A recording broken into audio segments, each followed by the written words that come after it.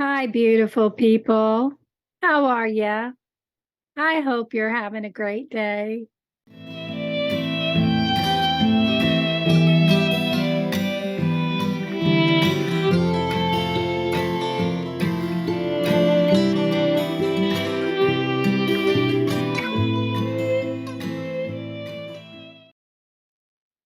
Imagine living in a war zoned area where you experience continuous security threats. For many, the results of years of living that way ends in fibromyalgia. But this isn't the end of the story. We're going to learn about resilience and how people, in the face of stressful environments, learn to live. Quote, the concept of resilience is related to exposure to a considerable threat or a feeling of adversity and positive adaptation despite the difficulties. The process of resilience involves an ideal, not perfect, but suitable adaptation to significant sources of stress like tragedy, trauma, and threats, and then positive outcomes occur. Resilience is about emerging from a stressful situation and being on the road to recovery. Can you relate? Sometimes I feel like people with chronic health issues get picked on. But the reality is that people with chronic health conditions are usually less resilient compared to healthy controls. In one study,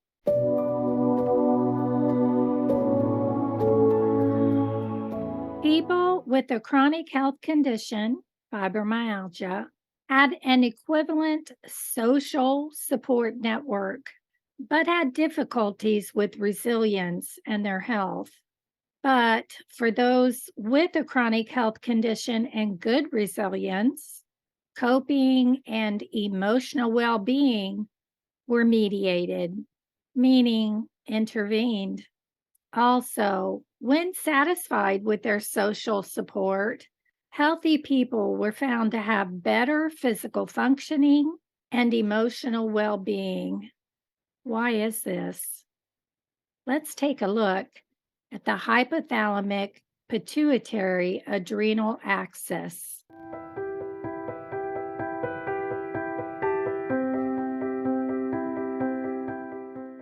Neuropeptides and neurotransmitters work in concert with our HPA axis, glucocorticoid hormones, cortisol, and corticosterone to promote resilience, that ability to cope with threats, adversity, and trauma. Think of a light switch that can be turned on and off.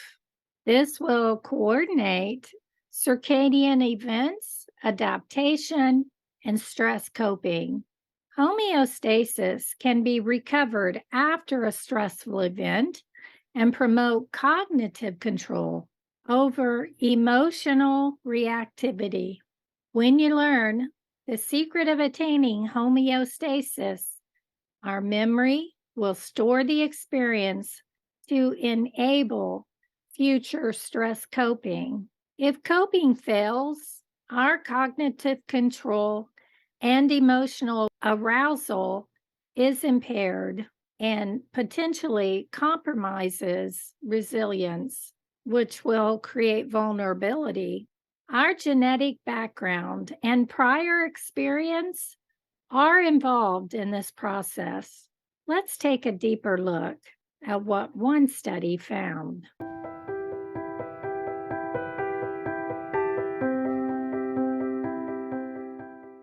A fibrotherapy treatment program was used in a study that was completed in 2022. Participants were aged 19 to 75 years old with fibromyalgia who lived in the Gaza Envelope region in Israel. The model combined physical therapy, Pilates, a hydrotherapy pool, therapeutic support groups, gardening and cooking therapy, and a unique ceramics workshop. So there was a support group, physical therapy, swimming, exercise, and a hobby, as well as learning something useful in the home like cooking and gardening. I like this treatment because it isn't about just one useful treatment. It's about finding the one for you or several. They measured fibromyalgia on a scale of resilience. Remember, that's the degree to which an individual can recover after stressful events, tragedy, or trauma. First, they measured the ability to adapt to change. Why did they measure this? The more effective a person is in adapting and changing, the more resilient they will be and the more capable of recovering from extreme situations of trauma and stress. One participant stated, "The beginning was terrible. I didn't cope in any way. I didn't accept it. I felt my independence was taken away from me and completely disabled me. Having to use crutches felt as though I was becoming an invisible human being." Another participant stated that she realized exercise was important and now she can't live without it. And she exercises in front of the TV. Yeah, that's what I do. Another participant stated, "Each time I try to be active is a challenge, and I try to look for something else to do, something new." Oh, I like that one. I like finding new things to do. It takes away from the boredom of doing the same old every day. They also measured the ability to cope with what comes along. Why did they measure this? People use realistic optimism, internal and external resources, even when they cope with a crisis. Consequently, they can manage their stress and emotions in a healthy and positive way. One participant stated, "Now I allow myself to say to my family, if you don't prepare the weekend meal, there will be no meal because I don't feel good and can't prepare it." Yes, being able to say what you feel and what you're experiencing is important. Sometimes, sure, I feel like I need to push through it. But on those bad days, you need to express how you're feeling. It can be a humbling experience, but it's an experience I've become accustomed to. Another participant stated, "I'm not scared anymore. Today, I'm much stronger. I'm mentally stronger than I used to be. And I'm not afraid of the anxiety attacks either." Bless her heart. The ability to cope with stress. Why did they measure this? Positive emotion is beyond being a happy person. It's a deeper approach to how life is experienced. Optimism stores many benefits for physical health, including improved immune function, lower levels of stress hormones, reduced inflammatory response to stress, decreased blood pressure, reduced pain, and even better sleep. Now, I don't want you to feel like you're a total and complete failure if you're not there yet. It's a journey and it's a process. One participant stated, "I walk around to release some of the stress I feel inside. I allow my body to relax, and it helps my back, and it also helps me." Another participant stated, I walk around to release some of the stress I feel inside. I allow my body to relax. Another participant stated, living with pain is like not living. Every day, it was coping with pain again. This was a hard one for me. I cried because it's validating, but she is coping. The ability to stay focused and think clearly. Why did they measure this? They wanted to see whether participants were focused, aware, and connected to themselves in the here and now. Participants perceived it as an ability to find their voice. One participant stated, precisely in all this turmoil, for the first time in 45 years, I discovered that I know how to find my voice and stay coherent for myself, not others. I'm not coherent, so others will be comfortable when they see me, but I'm coherent for myself, which comes from deep inside. This one made me smile. It's why I need a script, which many YouTubers do use. But for me, I would have a really hard time communicating with you all without a script. Sometimes I say the wrong words. I'll stutter, space out, and forget what I'm talking about. My family has gotten used to it, I think. But most importantly, I have accepted it. And I love what this participant stated. I'm going to learn how my body works from the inside out. If I understand how my body works, I can also help myself. Oh my. This is why we search for answers and why I love to share what I learn with you all. The ability to not get discouraged in the face of failure. Why did they measure this? The feeling of failure leads to despair and convergence with anger and pain. But the ability to not despair caused them to learn new things about themselves. Amid the pain, they learned to keep moving forward, and a positive attitude helped them to release depression, and a sense of well being grew. One participant stated, I'm not giving up. And that's a very new statement for me. Today, I'm much more optimistic.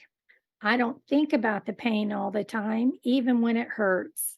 I release it, and I feel that I can be happy even if I feel pain. Oh, that's our goal, isn't it?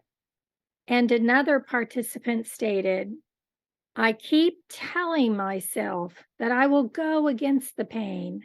I will not let it break me because I don't want to get into depression and spend all my time in bed. Oh, yes. And lastly, the ability to handle unpleasant feelings such as anger, pain, or sadness. Why did they measure this? At the core of resilience is the ability to return from negative emotional experiences in a flexible adaptation to the changing demands of stressful experiences. In other words, stressful experiences exist, but the ability to cope with them constitutes resilience and a demonstration of ability. One participant stated, the fibrotherapy program helped me get on my feet mentally and physically. She went to the therapy sessions and put everything on the table, even the scariest things in the world, and the group coped with it amazingly, which gave her so much strength. It sounds like the support group was what helped her most.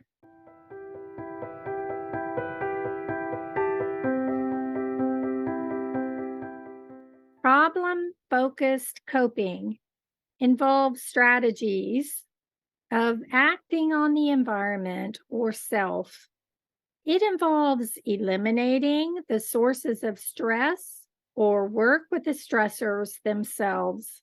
Nobody likes to be in an uncomfortable, stressful situation. When we're faced with one, we have to decide on and choose a coping strategy to deal with it. But first, it's important to use an emotion strategy by identifying stress and then focusing on how to deal with it. We need to learn to untense our muscles when we're feeling stressed or just throughout the day, even when we're not feeling stressed.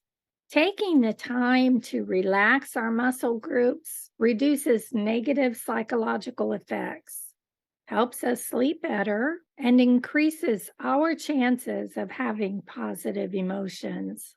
Where problem focused coping is where we take action to alleviate the actual stressors. We need to get to the root cause of why we're feeling stressed.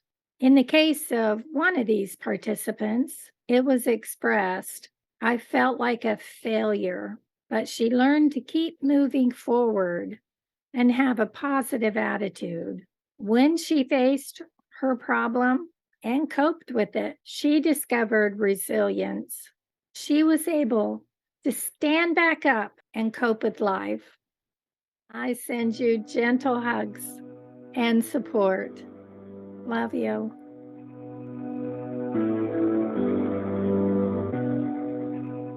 Goldie, for some reason, is pacing back and forth on the floor. So if you hear her, I apologize. She's just being Goldie. People use real and emotions healthily